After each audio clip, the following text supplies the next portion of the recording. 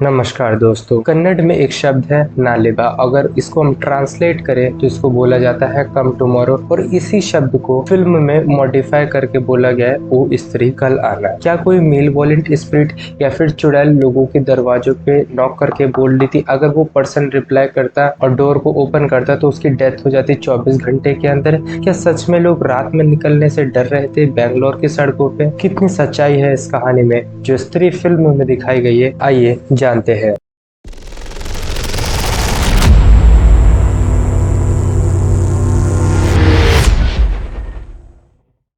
1990 में लोग रात में सड़कों पे निकलने से डर रहे थे क्योंकि लोगों का ये मानना था कि जो मेल वॉलेंट स्पिरिट है या फिर चुड़ैल है, रात में जो सड़क पे चल रहे लोगों को पीछे से फैमिलियर वॉइस में पुकारती है। अगर वो पर्सन रिप्लाई देता है या फिर पीछे मुड़ता है तो उसकी डेथ हो जाती है 24 घंटे के अंदर।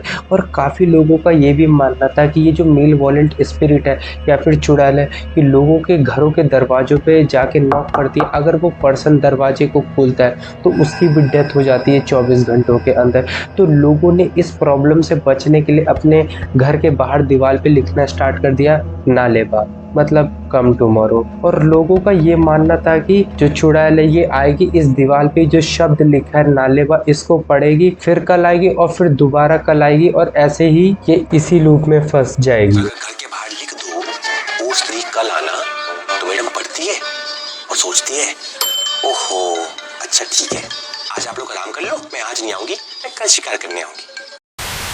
और इसी नालेबा स्टोरी से इंस्पायर होकर डायरेक्टर अमर कौशिक स्त्री मूवी को बनाते हैं। और इसी कॉन्सेप्ट पे एक और कन्नड़ मूवी बन चुकी है निगोड़ा रहस्य। और ये जो स्टोरी ये आग की तरह फैलती है बेंगलुरु में। और जब धीरे धीरे लोगों को रियलाइज होने लगता है कि उनके पास इन सब अंधविश्वासों के लिए टाइम नहीं है, तो ये स्टोरी यहीं पे खत्म हो जाती है। इन सब के जो पीछे का कारण है वो है मास हिस्टीरिया। मास हिस्टीरिया उस फिनोमेना को बोला जाता है जहाँ पे बहुत बड़े लोगों के ग्रुप को सेम एक्सपीरियंस मिलता है सेम टाइम पे, चाहे वो डर का हो, एक्साइटमेंट का हो, और उनको रीजन भी नहीं पता होता ऐसा क्यों हो रहा है। लोगों के बिहेवियर में बदलाव देखा जाता है, उनके थॉट्स बदल जाते हैं और वो इरेशनल चीजों में विश्वास मानने लग जाते हैं। और ये बहुत तेजी से फैलता है ग्रुप में। अगर हम नालेबा स्टोरी की बात करें, यहाँ पे लोगों के पास कोई एविडेंस नहीं है क्या सच में कोई चुड़ैल लोगों के दरवाजों पे नॉक करती है। और ये जो एग्जाम्पल है मास हिस्टीरिया का है, जहाँ पे डर के कारण सारे लोग अपने घरों के दीवारों के बाहर लिखना स्टार्ट कर देते हैं नालेबा, मतलब कम टुमारो। और ये जो लिखने की प्रथा ये ऑलरेडी एक बार अतीत में हो चुकी है। 1918 में जब इन्फ्लुएंजा की महामारी आई थी तो सारे लोग अपने घरों के बाहर लिख रहे थे कम टुमारो। और इनसे लोगों का ये मानना था कि वो इन्फेक्ट नहीं होंगे। आप ये सोच रहे होंगे कि ये क्या लॉजिक है। और ऐसे ही एक और फेमस स्टोरी आई थी मंकी मैन की 2001 में दिल्ली में। लोग बोल रहे थे उन्होंने एक मिस्टीरियस क्रिएचर को देखा जो मंकी की तरह दिखता है। विक्टिम्स ने डिस्क्राइब किया कि एक ब्लैक कलर का मंकी जिसकी आंखें लाल है,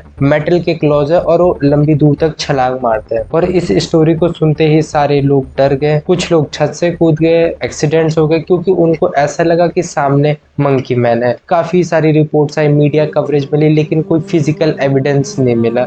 और फिर बाद में पता चला ये तो एक अफवाह है। और ऐसे ही बहुत सारे मास हिस्टीरिया के केसेस आए, जैसे 2012 में बिहार में आया था चोटी कटवा, जहाँ पे फीमेल्स को ऐसा लग रहा था कि उनकी कोई चोटी काट रहा है। मास हिस्टीरिया के केसेस इंडिया में नहीं बाहर भी आए हैं। एक फेमस मास हिस्टीरिया का केस आया था सैलम विच ट्रायल 1692 में, जहाँ पे यंग गर्ल्स के ग्रुप को ऐसा लग रहा था कि वो शैतान के वश में है और शैतान ने लोकल महिलाओं के ऊपर जादू टोना कर दिया। कम्युनिटी में डर का माहौल हो गया, लोगों के अंदर अजीब से थॉट्स आने लग गए और बाद में जब पता चला जो लोग आरोपी है उन सबको जेल भेज दिया गया। अब आइए जानते हैं कि लोग किन तरीकों से इन सब चीजों में विश्वास करने लग जाते हैं। पहला पॉइंट है स्प्रेड ऑफ मिस इन्फॉर्मेशन। जिन बातों को बढ़ा चढ़ा के बोला जाता है वो बहुत जल्दी से फैलती है, चाहे वो सोशल मीडिया प्लेटफॉर्म से हो या फिर सुनी हुई बातें। जब लोगों के पास पूरी इन्फॉर्मेशन नहीं रहती या फिर मिस इन्फॉर्मेशन रहती है, वो डर के कारण इन सब बातों पे इजीली विश्वास कर लेते हैं। दूसरा पॉइंट है कलेक्टिव फियर। अब जब सारे लोग डरे हुए रहेंगे तो वो किसी भी बात पे विश्वास कर सकते हैं। तीसरा पॉइंट है loss of individual accountability. Group में जब कोई एक अकेला पर्सन एक वायलेंट काम को करता है तो वो सोचता है वो इस काम के लिए कम जिम्मेदार है। एग्जाम्पल है जैसे मॉब लिंचिंग, जहाँ पे लोगों लोगों के पास गलत इन्फॉर्मेशन रहती है जिससे वो वायलेंट बिहेवियर को शो करते हैं और सब लोग ये सोच रहे होते हैं वो इस काम के लिए कम जिम्मेदार है। चौथा पॉइंट है सोशल रीइंफोर्समेंट। जो लोग देखते हैं वही करते हैं, मतलब जो लोग अपने सराउंडिंग में आसपास देख रहे हैं वो उसी से इन्फ्लुएंस हो जाते हैं। जैसे अगर कोई मॉब इंगेज होगा वायलेंट एक्शन में